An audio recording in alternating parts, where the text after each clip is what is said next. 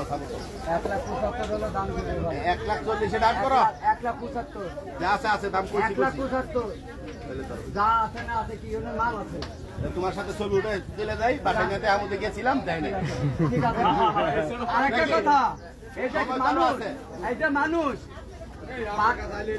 দাঁড়ান দাঁড়ান, এইটা মানুষ, মানুষ ভাগে করছে নাই।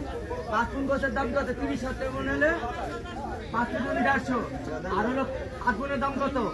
65,000। সেটটা আছে 15,000, কত আছে? 75 হয়। তোমার 75 হয়, এত হিসাব করে কি কুরবানির গরু হয়? তুমি যেভাবে কইতাছো তাহলে তো আমি কষাই দোকান থেকে নেবো। আমি কষাই দোকান আমি কোনো রান নেবো, সিনা নেবো, চাপ নেবো, পুরুল নেবো, আমি যেটা খুশি সেটা নেবো। আর তোমার তো এটা তোমার ভুড়ি সুদ্ধা নিতেই তো। কোনটা ভুড়ি শুনতে নেবেন? ওটা তো ফ্রি।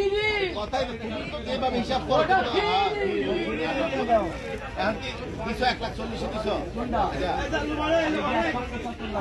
এলার তোমার কাছে লাভ নেই। আচ্ছা তাহলে ঠিক আছে, আর 2-3 দিন পরে আসি। আচ্ছা গরু যদি আজকে কিনি তোমার কাছে কি রাখা যাবে? দেখে আপনার সাথে যদি এখন গরু কিনেন, আপনার বিকাল বেলা নিয়ে আসেন, বিকালে লাভ বেশি দিন। রাখার জায়গা নেই এখন নিজস্ব। আচ্ছা ঠিক আছে ভাই, চলো। তাহলে বলো না। হ্যাঁ অবশ্যই ভাই, আল্লাহ হাফেজ।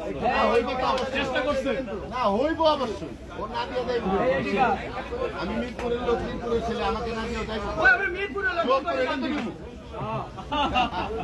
ঠিক আছে, আল্লাহ হাফেজ।